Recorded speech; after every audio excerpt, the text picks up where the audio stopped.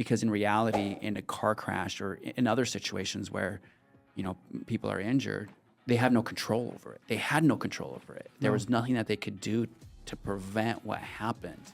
And I guess going back to what you're saying, like that feeling of not being able to do anything about it. Being able to have that support from the get-go would have been perhaps a difference maker in that situation, right? Having that support and having a team around you guiding you through each of those steps and helping you to process and figure out what was the next appropriate or right step. My job is just to make you comfortable being uncomfortable, because they're going to attack you on ABC. And so we're going to sit here and we're going to talk about ABC until you're tired. Yeah. Right. And prepping them for that situation, because it's a difficult situation. You're not totally, although you might feel totally alone, you're not totally alone, right? There's people who are at your disposal that you can lean on, right?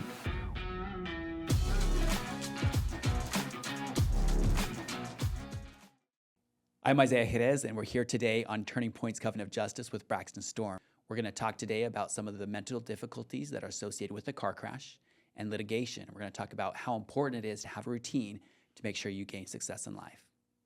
Yeah, thank you, Isaiah, for having me on. This is a privilege to be able to share what I know about car crashes and the impact that it has on others. All right, so Braxton, you're a licensed clinical social worker, right? Yeah. Yes, that's awesome. And do you have any specific focus that you do? Yeah, so I focus primarily right now in working with individuals, families, groups, adolescents across the lifespan. But primarily I work with a lot of parents. That's kind of my thing. Trauma, a lot of those types of things. And so it's interesting that you say you work with groups and with parents. Yeah. And so is it part of it is recognizing, hey, like the mental health is not just an individual aspect. It takes more of a group effort, more of a familial effort. 100%. Yeah, I've never met with someone that I just said, like, let's just me and you work on this. It's usually expand your support system, right? Like, let's get you a lot of support, just not this hour a week. So it's always a group dynamic, right, with every individual. Yeah, because nothing can be solved with just 1 hour of a week, right? Especially 100%. when you're dealing with mental health or different behaviors. It requires a consistent action, right? Yeah, typically we'll have a support team of obviously myself, maybe a psychiatrist, a medical doctor, primary care physician. Family is always included in that as well. Friends, things like that, to really solidify the care process. And how do you go about that? Because oftentimes what I've seen is maybe one person will be willing to engage and to participate, but yet if the rest of the family doesn't want to do it, how do you involve everybody else in the family when there may be some hesitation? Yeah, that's a really good question. I think one of the best things that I have found as a therapist to do is to be able to get their buy-in, right? So I typically in that situation, if there's a family dynamic, I'll meet with each individual separately and see where they're at in this person or this family's dynamic, right? Like, what are they hoping for? What are their hesitations? If I can help resolve those hesitations before we begin treatment, typically has a better outcome that way. And even before you begin treatment, because you want everybody on the same page. Right. Mm-hmm. And I imagine when you then begin treatment, it's a matter of giving them a vision as to what it will be at the end. 100%. Yeah, I mean, obviously outcomes aren't guaranteed with mental health, right? It takes a lot of variables included in that, right? But we can kind of gauge, okay, you want to heal from this, or you want a better relationship with your parents, or you want, some sort of outcome-specific thing, and what can we do to get there, right? Obviously, like I said, there's a lot of variables included in that, but we can always have those conversations and make that plan. Yeah, and I know you have dealt with it on a personal level, and kind of seen kind of the benefit of that. So I'll share a little bit about myself, and I've shared a little bit about this with you before, in that my wife and I took on quite a few of my sister's children because of some mental health issues that my sister was going through and just wasn't able to cope or deal with it. And my sister had 5 young children that could not fend for themselves. Like, you went from newborn to 9 years old were these 5 kids. And so we helped out these 5 children, took a couple of them into our house, and it just became too much for our children to be involved in what was required to really develop a successful plan for my sister's children, where it got to the point where we had to bail out because the mental health of our children was just at such a high risk. Yeah. I mean, that's kind of one of those variables, right? Like at the very beginning of that situation, we were all in, right? It sounded like you and your wife and everyone was like really wanting to help the situation. But there's variables that are out of our control, right? And so we have to set those boundaries. And it sounds like in that situation, you did the best that you could for as long as you could. And then there just came a point where things had to change, right? From what I understand about that situation, treatment didn't just stop right there, right? Like there's more to the story, but I think that's one of those variables that we have to, address when it comes. Yeah, when we first got involved, the instant, or the action that needed to be taken right away was to make sure that the children were going to be physically safe and they weren't going to disappear. They were in Mexico, and down there it's much more not as regulated as family services is here, right? So any orphanage could just come, take the children, and do what they want with the children, whatever they wanted to. So initially it came where we had to go down there and protect the children, make sure that the children were going to be accounted for and that they were going to be able to come back to the United States. And then after that, kind of the long-term plan, we never really had a goal going into it, right? Like we were just trying to play it by ear as to what was going to happen. Yeah. I mean, that's a brave move to do that, right? I mean, there's a lot invested in that situation. You had young kids as well. I think, again, you did the best that you could in that situation, but we can't plan for those things, right? We can't plan for the impact that it's going to have on our family. We don't necessarily know what that would look like. I think the fact that they got out of that situation, like I've told you this before, right? Like getting out of that situation does a lot for that situation in general, right? Like their trajectory of life is much higher, much more positive likelihood than it would have been had you not intervened in that moment, right? Right. Yeah.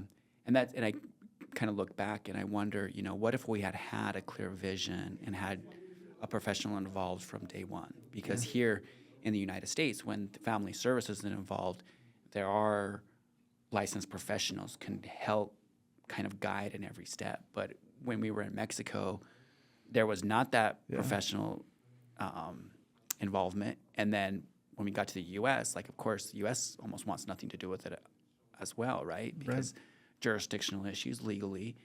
And so we were kind of left out on a whim until it got to the point where I think it was a couple of years into it where we realized the severity of the impact of taking on that extra load. Right. Coming up with that plan, I like what you just said, right? Like being able to have that support from the get-go would have been perhaps a difference maker in that situation, right? Having that support and having a team around you guiding you through each of those steps and helping you to process and figure out what was the next appropriate or right step would have been perhaps more beneficial. Yeah, and one thing that breaks my heart is my oldest son, he's 8 years old, and he would always tell me that his cousin is ruining his life. So one thing looking back that really impacts me is my son's immediate response. He was 8 years old, and he said, "My cousin is ruining my life." I kind of laughed it off. My wife took it to heart, and I kind of pushed it aside, and I didn't really see the impact that was going on because I just saw physically what was happening. Like physically, my nephew was safe, right? He had a clean house. Yeah, in Mexico, he was washing cars. At 9 years old, he's out there working just so he could feed not only himself but his younger siblings. And he wasn't going to school, and he was living in a house that was just a disaster. And so now I thought, okay, we're providing him with something physically better, but emotionally, I'm not sure whether or not we were providing. We didn't know what we were dealing with emotionally. He came in, we had no idea what he was dealing with. I mean, who knows, right? But the impact of his situation, I don't know all those details, but especially for a child, a lot of that goes unknown for a long time, right? They're not able to express what's going on or convey like you and I might be able to convey our emotions and things like that. And so, yeah, in those situations, again, having that team support and helping to interpret, okay, he's behaving this way or he's doing these things and this is how you can interpret that and this is what we can do to support you or for you to support him, right? It's a difference maker in those situations. Yeah, and right, putting words to Yeah. what's going on, helping the children Right. then, create that vocabulary or provide that communication, Yeah. but then also as a group effort. Yeah. Yeah, and so in my line of business, I work with people who are in car crashes, Right. and right away, immediately, they're put in a very unique position that they're not associated with because oftentimes they don't have a car and they can't get to work and they're dealing with injuries and they've got to find a way to get to the doctor. And there's so much, they're just taken out of where they were originally and put in a position where they are at that they didn't select to be put there. They're kind of innocent and they didn't do anything to be put there. And oftentimes they come to me and I say, hey, you use me as a punching bag. I can tell you legally what the options are and where we're going to be in 6 months or 9 months or even in a month. But yet it's so difficult for them at that initial period because they don't know how to deal with it. Yeah, 100%. I like what you said, right? They're put in a totally new environment. However, in those same situations, one of the things that I work with, I've had several people come through my office that have been in car crashes or other traumatic events. And one of the first things that we talk about is all the things that are the same, right? All the things that are the same, like their family dynamic, the support that they might have or not have, or financial situations, things that they can relate to pre-tragic event, right? Things that they can grab onto and say, okay, these are things that are still here, things that I can still have at my disposal, right? And so I think in those situations, helping those victims to find a way to grab onto those things and then create a plan of moving forward, given the abnormalities of that event, right? So how do you help them focus on that, looking at what life was before without them becoming more enveloped in what they don't have and what they need at that immediate moment? Yeah, that's a good question. Obviously, there's a lot that goes into those situations, right? I mean, the newness of what they've been through. There's financial strain. There's, like you said, lack of transportation. Basic needs sometimes are not being met, right? But let's say in a situation, any given situation, those things that were before, helping them not necessarily you can't forget about the tragic event, but grabbing onto those things that they had before. That might be as simple as hey, you have a husband or you have a spouse or you have a friend, right? Use that person, right? They're still there for you. They're still here to help support you along the path, right? You're not although you might feel totally alone, you're not totally alone, right? There's people who are at your disposal that you can lean on, right? Or there's, if there's religious beliefs or things like that, right? You had those things. Those things aren't gone just because you went through this car crash or just because you went through this event, right? There's things that can really continue to help you move forward. Obviously, making sure that neurologically, psychologically, things are okay. So getting assessed and make sure there's no outliers there. But overall, that's one of the first steps is helping them realize what they still have. Okay, so once you kind of establish that there are no outliers out there, Sure. and then helping them recognizing, okay, there are some pillars in your life that you can turn back to. Sure. What does that look like then working with licensed professional? Are they returning to you on a weekly basis, or how often are they returning to you to check in with their mental health, right? To make sure that they're not allowing these other externalities to control their life.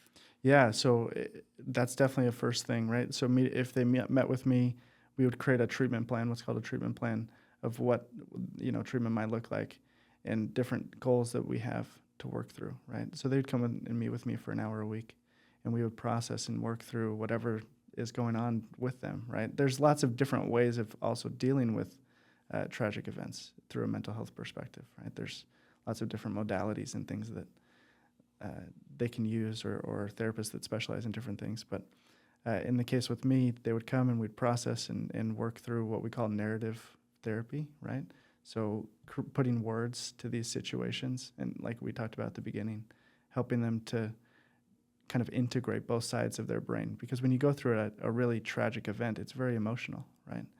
It's very hard to put words to well, this is what what happened, and this is how I felt, and these are all the experiences I had in those moments, right?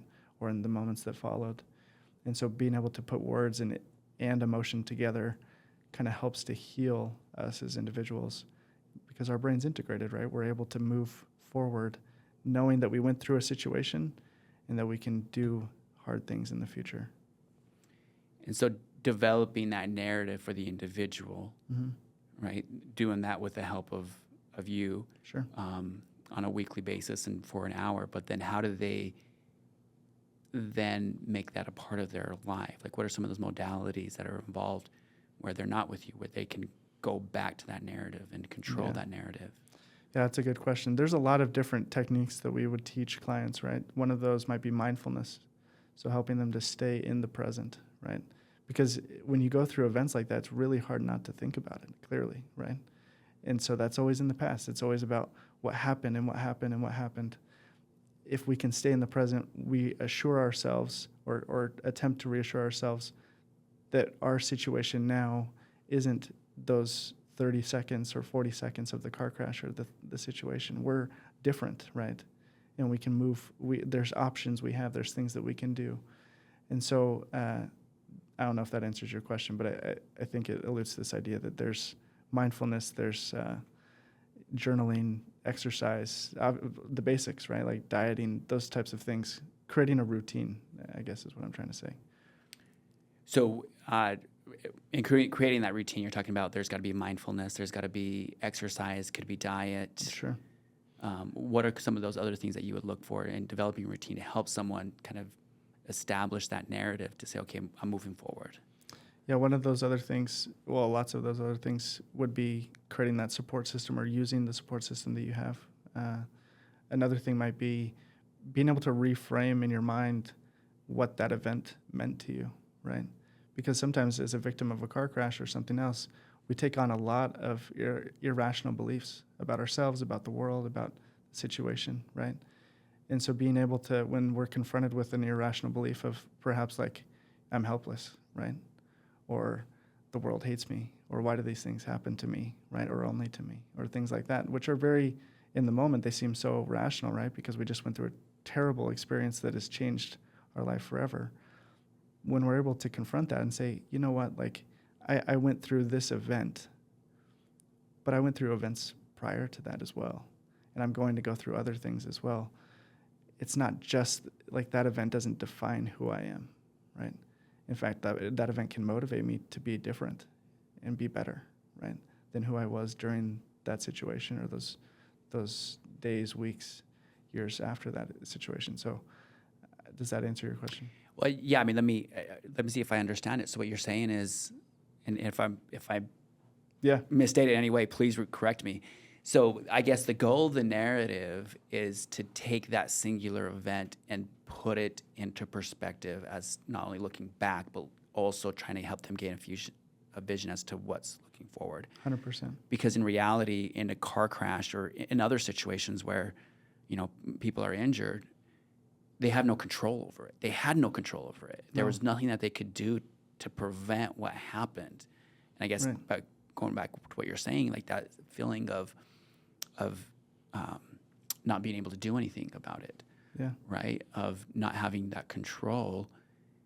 And so is that what you're saying is, okay, take that singular event, let's build the narrative going from your past to your future, and let's try to use this instead of like a stumbling block as a stepping stone to move forward. 100%. To illustrate that point, I once worked with a woman who got in a car crash, and it had been years since she'd been in that car crash. She came to me to a mental health professional finally after that time. I think it was like 2 years. And she had only driven her kids to school and back. That's it. For 2, 3, 4 years. She didn't drive anywhere else. She requested from work that she only work from home to kind of help her in that situation because she felt so uncomfortable. It was so anxiety-ridden for her to drive other places. And I helped her to realize, like, this event, although it was traumatic for you, right, has totally stopped you from growing, right? because of the choices that we've made in those years, which makes sense, right? Like if we don't have the knowledge or the support or we don't get that help, it makes sense. But we can change that now, right? You have a lot more options than your brain is telling you do. And so we used another type of therapy, which is called exposure therapy, right? Helping her to make small steps towards achieving greater freedom, right? So like, okay, let's try driving around the block once a week, right? Okay, you did that. Now let's try driving to your work, right? Or whatever, right? Like gradually increasing the amount of driving she was doing. Now, over the course of treatment, it didn't totally cure it, right? She still felt anxious. She still felt nervous about doing those things, but she gained greater freedom and thus more choices, right? She had much more choices available to her than originally her brain was telling her she had. They were still there, but she just didn't allow herself to use them, right? And that's interesting. You say exposure method. Maybe you can explain this a little bit to me a little bit more. But I'm understanding exposure method to be of putting them in that situation that originally created the trauma mentally, to then learn to deal with the risks that are associated with it. Is 100%. It's also helping them to reframe what that experience meant to them, right? Like driving for her for 2 or 3 years was a terrible thing, right? It was as if for her, if she got in the car, it was almost 100% guaranteed that similar event would happen, right? That was the belief system that she had created over time. Obviously, we know that the likelihood of her getting in that car crash is very low, right? Compared to other types of transportation. And so in that situation, helping her realize, like, you can drive, and just because you got in a car crash doesn't mean you're going to get in another one. What things did you learn from that car crash that you're going to implement now, right? Like perhaps you weren't as vigilant or you didn't use your blinkers or other things, right? Now it's almost 100% guarantee you're going to do those things, right? Because you're so nervous and so intentional about it. And so helping her reframe that, right? In the exposure type of therapy that we're talking about, gradually increases her exposure to those events that were so traumatic and triggering for her in the past. So something personally I'll share with you. So I had a friend of mine back in October lose his life while riding a bike. Yeah. And it was in an area that I ride my bike frequently, and that my kids ride their bike frequently. And it took me about 5 months to go back and ride my bike in that same area, right? And even when I was riding by there, I mean, I almost started to tear up, and it wasn't that I was frightened. It was just such an eerie experience to put myself into. 100%. But even since then, I've been, it's now been 5 months, but I'm still very cautious about where I'm riding my bike. And I fight with myself every morning. Am I going to ride my bike to work? Because it hit way too close to home. Yeah.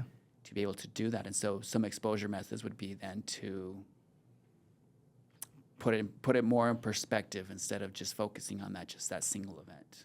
Right. Creating new meanings and definitions. I mean, we go through life every day and we have interactions with other people, our environment, and we create meanings and definitions about what those things mean, right? And what they signify to us as individuals, right?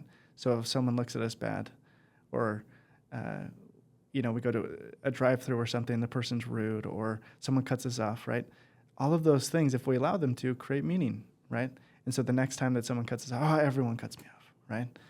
All these people are so rude, right? I don't know how many times I've said that driving around Vegas, right? Like, Vegas drivers are crazy, or Utah drivers are crazy, or whatever, right? Like, we create all of these meanings and generalizations that really impact us, right? At the same time, we could be using that energy to create meanings and definitions that signify to us a greater potential for growth, right? Like, okay, this happened at this particular situation or in this particular area. What can I do to make it different for me, right? Become more aware, right? What can I do to remember my friend, right, in this situation, make this experience a more beneficial experience for me as opposed to something that I'm scared of or frightened of. So in those meanings and definitions, those aren't textbook. It's got to be something more individual, tied to that individual's goals or aspirations in life. 100%, right? And so that's something that me and the client would work through, right? Like, what did that event do to you? What did that event mean to you? What beliefs about the world, yourself, others did you establish because of that event? And are you okay with that? And most of the time, right, like we have negative beliefs that stem from those events. And so we unravel them and confront them and decide whether or not those beliefs really serve the person in the way that they want them to be. So have you found something that's most effective, whether or not it's journaling or whether or not it's, participating in service? What have you seen as the best, or where do you see the best results with clients who really take an active approach? Like, what are they doing? That's a great question. I don't know if there's necessarily one particular thing that yields the best results, right? I think it's an integrative approach. I really stick by the basics, right? Like if you had a routine, or if you don't have a routine, creating some sort of routine, right? Because it's so easy after those events to just unravel totally, right? Like we stop going to work, we just give up on life, our relationships. But if we can wake up on a certain time, we can exercise, we can eat the way that we need to be eating, right?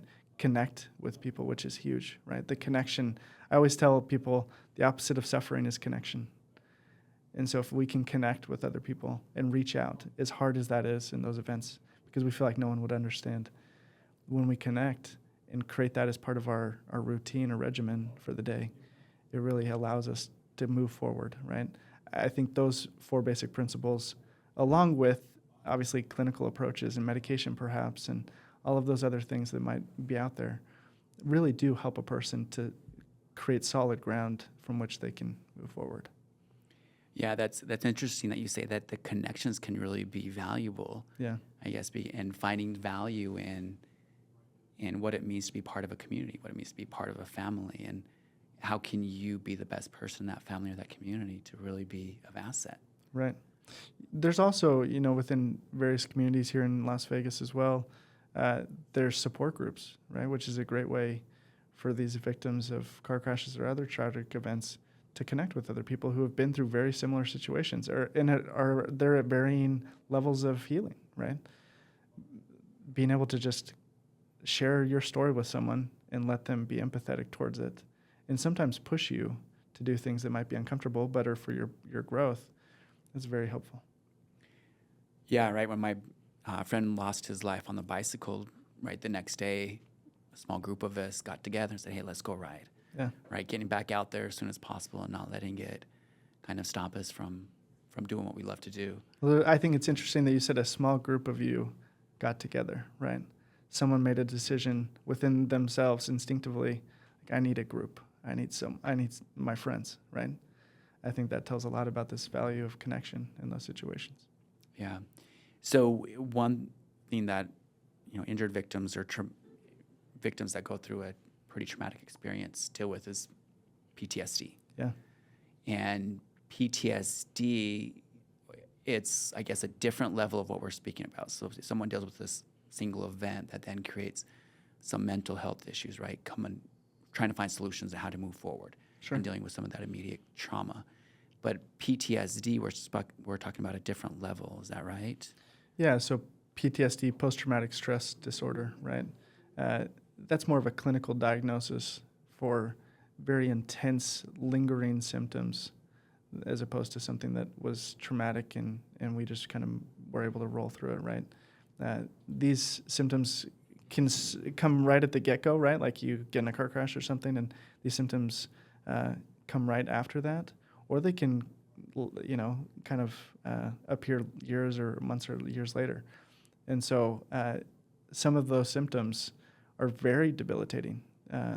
Nightmares, flashbacks, a lot of similar symptoms of anxiety and depression, but on steroids, right? Like you just feel so tense, almost as if like the world around you is kind of collapsing.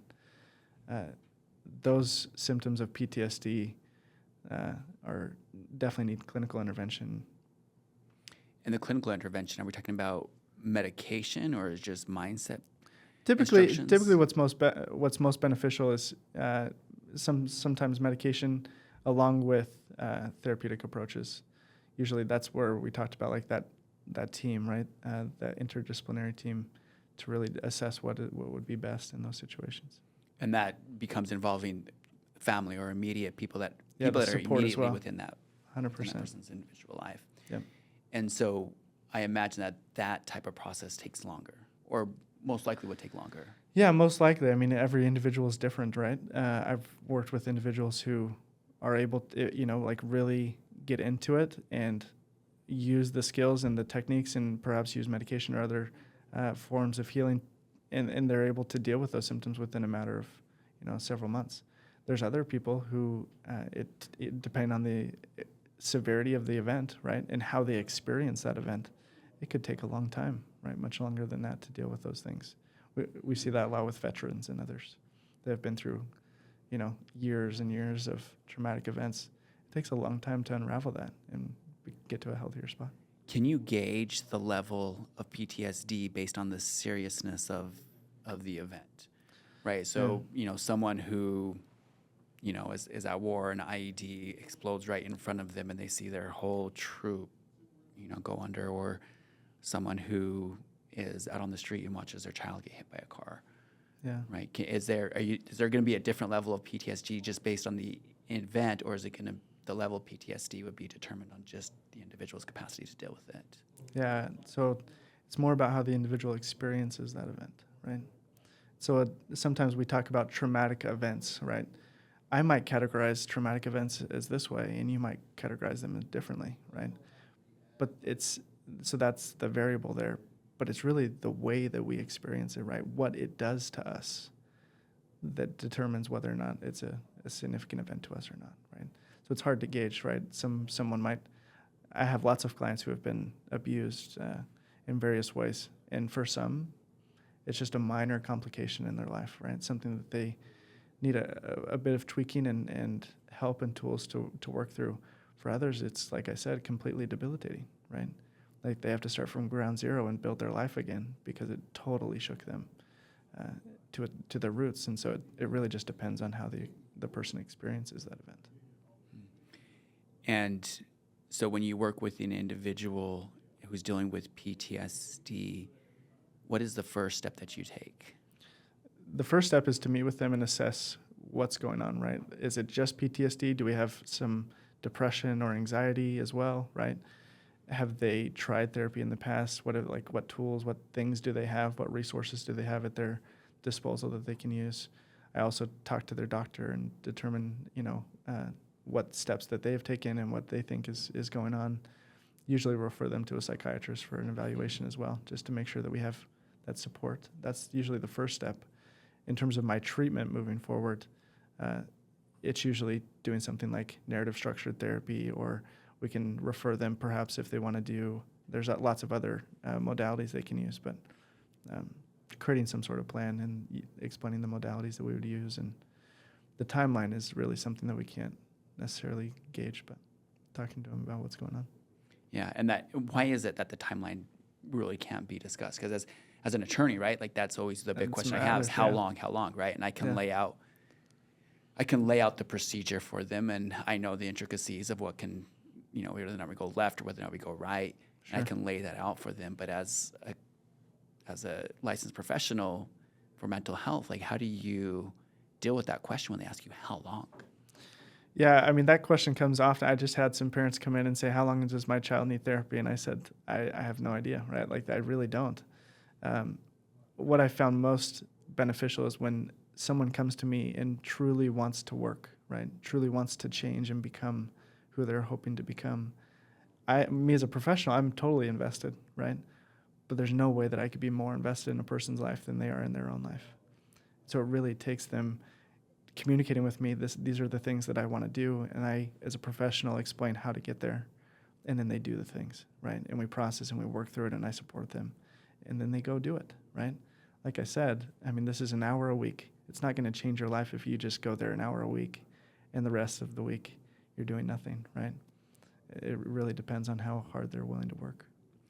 And someone who's dealing with trauma and being in a situation where they don't want to be, they don't want to find themselves there, but they're there anyways. How do you motivate them then? Or is that part of your job? Or if they're not motivated, then you just eventually have to cut ties? I mean, if that was the case, eventually, yeah, we might look at other options. But one of the ways that I try to motivate them initially, and this might sound so simple, but helping them understand that although I haven't been through their experience, I get it, right? It's a difficult situation. I'm here for you. I try to be empathetic towards their situation and help them feel heard, which is something that a lot of victims of some sort of tragic event haven't experienced, right? They've maybe with the car crashes, right? They've been attacked. They've been demonized in some way, right? They've lost finances. They lost a lot of things, and so they feel really helpless. And helping them realize, like, you have potential, right? This isn't the end of the road for you.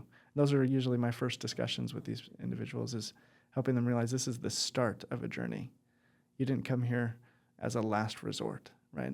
And maybe perhaps they did come there as a last resort, but this is going to change, right? Like, we're going to move forward here. We're doing something different if they're willing to do that. So the way that you motivate them is trying to help them gain that vision, vision of where they 100%. where they want to be. Right. And oftentimes they just can't see past tomorrow. Right. And so helping, okay. So a big part of my job is litigation, where the insurance company doesn't want to pay what's just, and so we've got to file a lawsuit. And I walk my clients through the process, letting them know when they're going to be involved, what they need to do. Right? They're going to have to answer some questions on paper. They're going to be interviewed by the defense counsel. They may have to see the doctor for the insurance company. And I tell them this, and 99% of the time, they're like, okay, great, we're doing this, right? Yeah. And then they get through it, and they realize that even though they're the victim, they're being attacked like they did something wrong. Yeah. And you have so many people that go through this that just want to give up in the middle of it. And again, because the tables get turned on them. They're the innocent party, but then they're put on the defense. Yeah. And what is going on in that situation mentally and emotionally with someone who is put in that situation?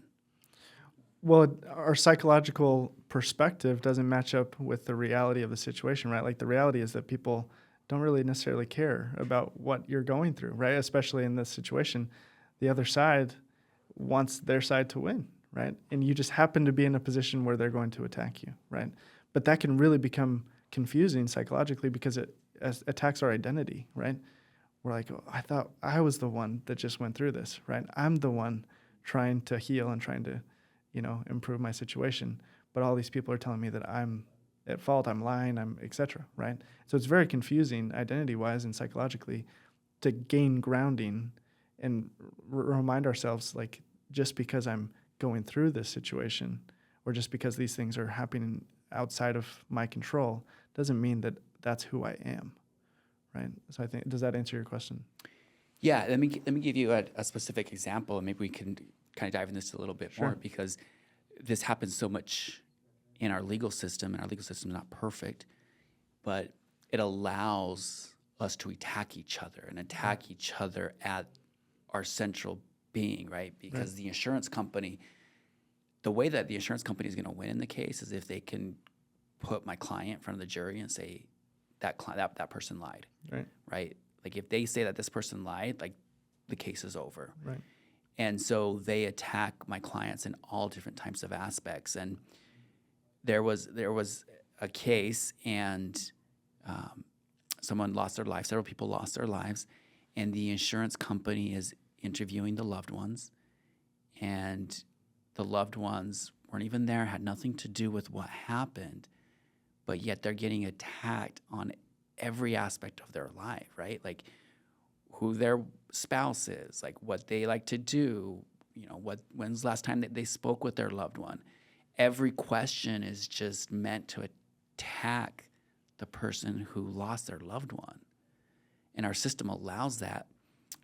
But as that person's being questioned on the record, right, on video, there's someone writing down everything they're saying, they're getting attacked, right? And so how do they, like, what's going on with that person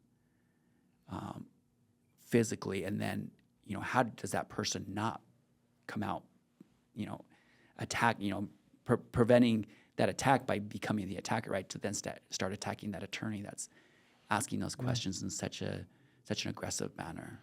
Yeah, I mean, I think all of us have been in situations like that, right, where we're being attacked or demonized in some way, right? And our natural instinct is to become defensive, right?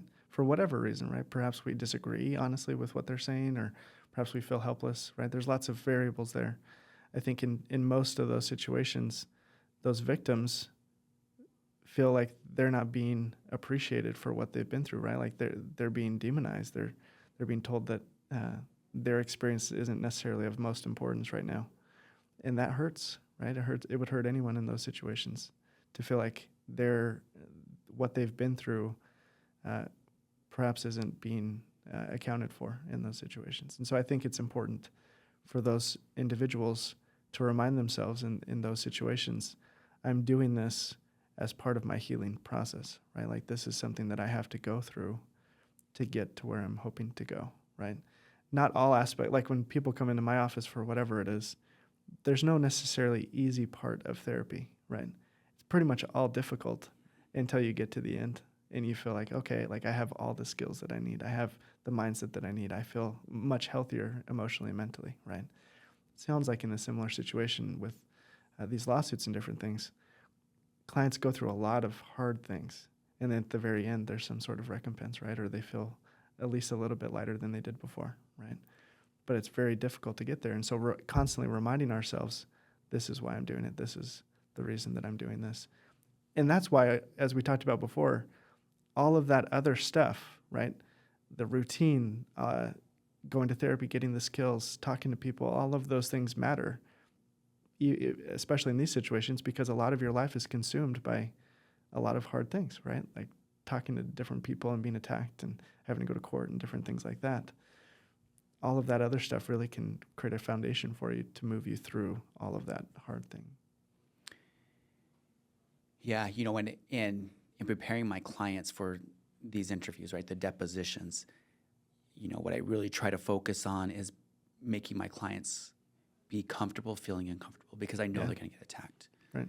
And so putting on the devil advocate's hat when I'm meeting with my clients in preparation for them, and I let them know, hey, my job is just to make you comfortable being uncomfortable, because they're going to attack you on ABC. And so we're going to sit here and we're going to talk about ABC until you're tired. Yeah. Right. And prepping them for that situation, because it's a difficult situation. And if they blow up, it doesn't bode well for them. No, it gets worse. Right? Yeah, it gets worse, right? Yeah. Yeah. And then at the end, this happens so many times with the insurance companies. At the end, what the insurance companies will tell the loved one is they'll say, thank you for sitting here. I understand that it's been very tragic for you to have lost, your brother, your sister, but I'm just doing my job. And I look at my clients and I hate when they say that. And I just can't imagine like what my clients may be internalizing at that point to hear that they're just doing their job.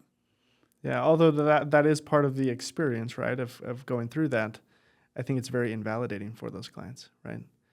That their experience, like I said, it might be for naught in that given moment, right? You might feel like, gosh, these people really just don't get it, right? They might be just doing their job, right? Just like any other situation. But for that victim of that situation, it feels as if no one understands, right? Like no one really gets what has happened, right? Perhaps it's not about the lawsuit or any of that other stuff. It's about the fact that I just lost a loved one. I like the way that you characterize that it's invalidating for them, because that's one of the ways that they're being attacked, is they feel like they're not being heard. Yeah. And so how does, and it makes sense as to what I'm dealing with, or what my clients are dealing with, and where they just want to give up. Yeah. Because they feel like they're not being heard, because then is not the time for them to be heard. Right. And so, like, how do you help someone come over that invalidation? Yeah, I think what you just said that you do with your clients, helping them realize, like, this is part of the process, right? And so I'm going to prepare you to be uncomfortable, but also reminding them that this isn't about them, right? This person in front of you who's attacking you, it is truly their job to do that, but it isn't necessarily about you, right? And that might be difficult, I guess, to understand, but I think in reminding these clients, these victims, that it is only just part of the process. It's a small part of the greater picture, right? And it is something that they have to go through if they want to pursue this route, right? If that's just part of the nature of the situation. But I think validating them is perhaps their lawyer, their attorney, helping them realize it matters, right? Like, this matters to you. and it matters to us and our team, right? And it probably matters to that person as well, but it's just not their job to show you that, right? It's just not about them in that moment. Yeah, and that's one thing that I question about the judicial system is allowing the defense attorneys to attack like that, Yeah, especially for someone who has 0% fault as to what happened. right. But yet our judicial system says, go ahead and dive into it and just attack this person. And, of course, the competitive nature of everyone comes out in that type of environment, but is it really healthy as a society for us to allow it to happen? Yeah, I think that's a question for someone much smarter than me, but I think in general, the way our society is structured is it's very much me against you, right? Unfortunately, a lot of times.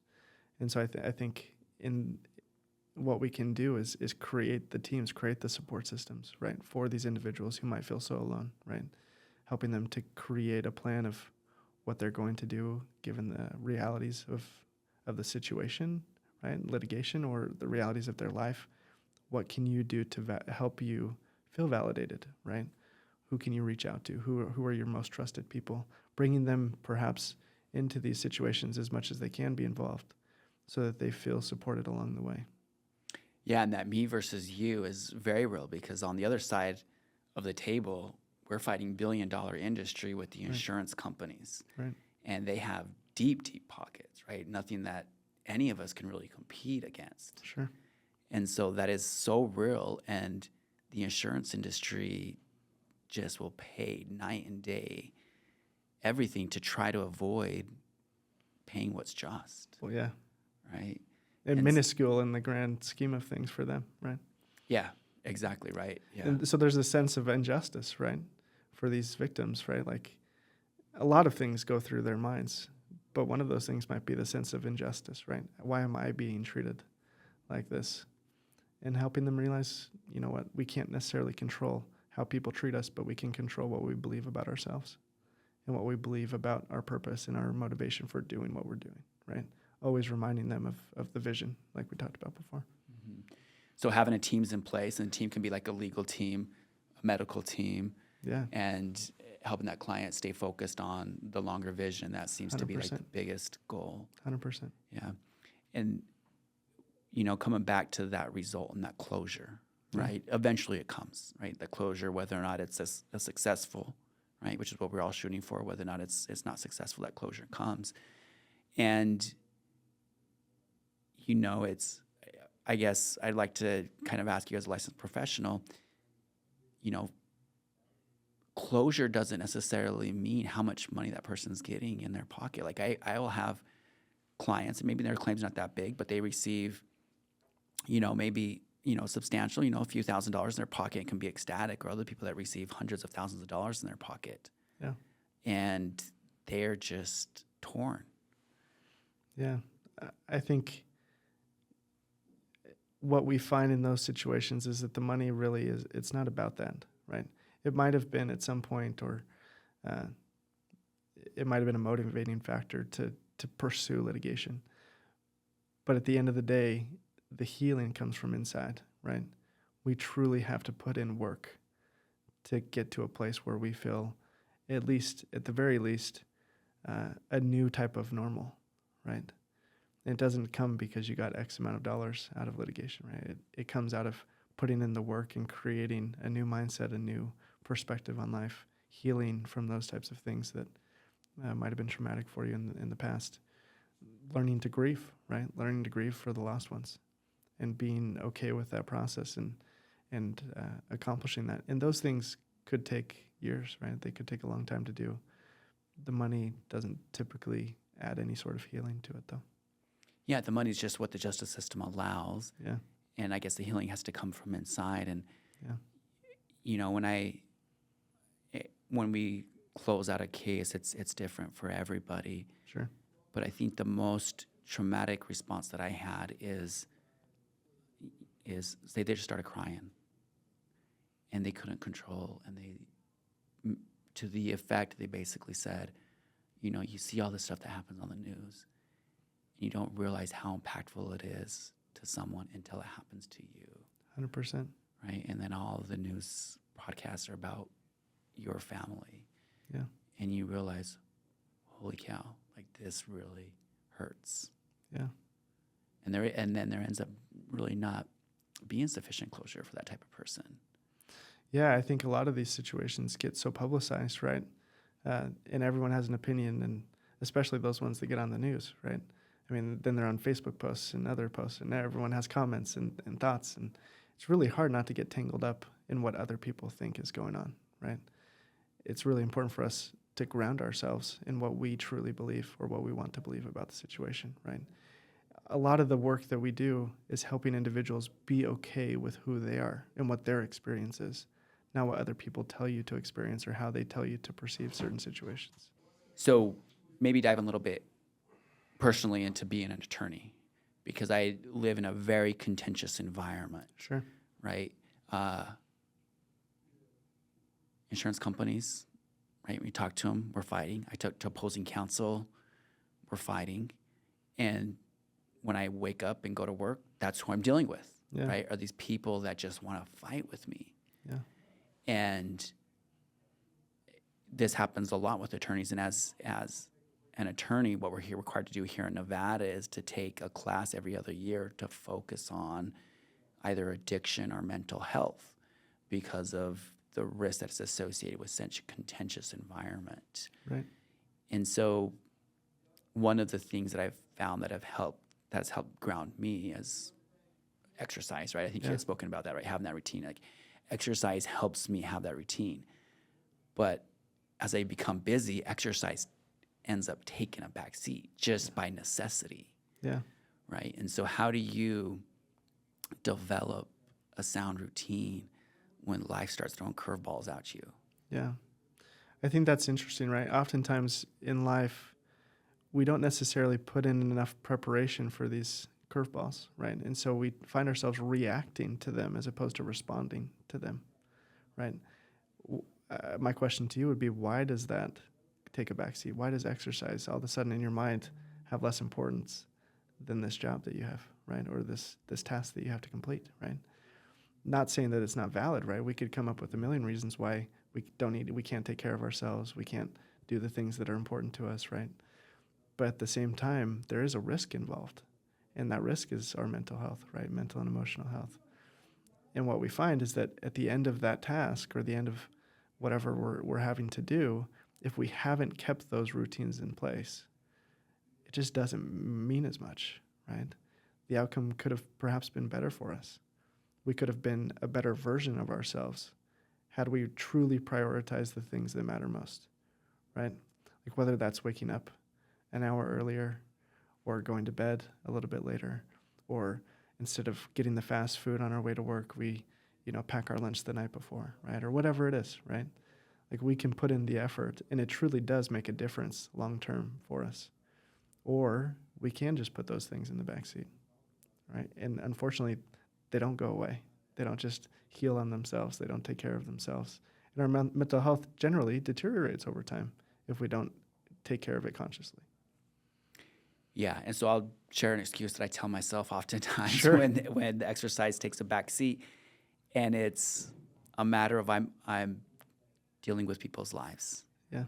And they're trusting me with their lives, and I've got to be there for them. Sure. And so that back seat is because my clients need me, whether or not I'm preparing for trial, whether or not I'm on the phone with the insurance company, whether or not I'm reviewing documents. Right. It takes time that needs to be taken. There's work that Sure. needs to be done. Sure. It's valid points, right? I think those are all valid. Like any other excuse could be, right? Yeah, 100%. Yeah, of course, right. At the same time, Yeah. we can't lift someone higher than we are, right? And so if we're totally depleted, or perhaps we're not totally depleted, but we haven't necessarily kept great care of ourselves, and we want to put in this effort for our clients, we just have to ask ourselves, how much better could I take care of them if I took care of myself first, right? Which sounds really simple, and perhaps it feeds into our excuses. But we have to do that, right? We have to put ourselves first in anything in order for us to be able to help the other people, right? in a better, more effective, healthier way. But doesn't that sound like kind of being selfish? It does sound selfish, Yeah. right? Mm-hmm. But I think the research and the purpose of that selfishness is to be able to act in a way that is unselfish, right? Because in essence, if all we do is take care of other people and we forget about ourselves, at some point that road stops and we no longer can take care of other people because we have not taken care of ourselves, right? We're totally depleted. We're in a mental health crisis, financially, whatever, right? Whatever's going on. We haven't been aware of it or we've neglected it. And so eventually our ability to help other people is gone, right? Because all we can do now is focus on ourselves because we have to get better. We're in a hospital, we've lost relationships, whatever it is. But if we can live what we might consider more of a balanced life, even given the fact that perhaps we wouldn't be able to, focus all the time on a particular thing, we balance it out. Those things that we are focused on tend to yield better results over time. Does that make sense? Yeah, kind of like a hinge point can just be. It's got to be that routine. Like Yeah. whatever is gonna take us to the next level, we've got to have a sufficient routine where we're gonna rely on it, and regardless of whether or not it affects our level of success, if it means that we're gonna have better mental health, Sure. it's gonna provide us with the success that we're capable of. Right, because then you find in a lot of situations, addiction to various things, right? As humans, we have to have outlets, right? Whether we choose those outlets or they get forced upon us, right? Like we choose addictions and then that becomes our master type of a thing, right? We always have to have outlets. And so I see a lot of people, a lot of high achieving people, right? Who have terrible relationships, lots of money, terrible mental health, right? And they choose to they don't choose anymore, right? Like their addiction or their vice has control over them, right? Because for so long they've neglected the basics, right? They haven't done the things that they needed to do, even in those daily routines.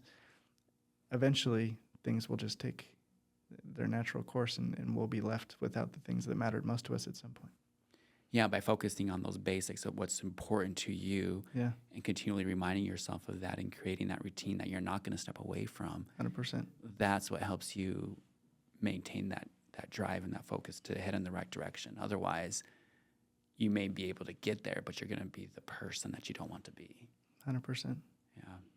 Yeah. Thanks so much for coming on and sharing with us Sure. your knowledge. And how can people find you? Yeah, so anyone can. I don't have any social media or anything, but I have some business cards and different things. You have a social media. I have a page? social media account. I just don't Yeah. post anything on it. Yeah. I need to do better at Yeah. that. And what's the name of your clinic? Calm the Storm LLC. Yeah. Yep. I Off love Horizon that. Drive. Calm the Storm. Yeah. Yeah, that's great. Yep. Cool. Thank you. Thank you. Braxton.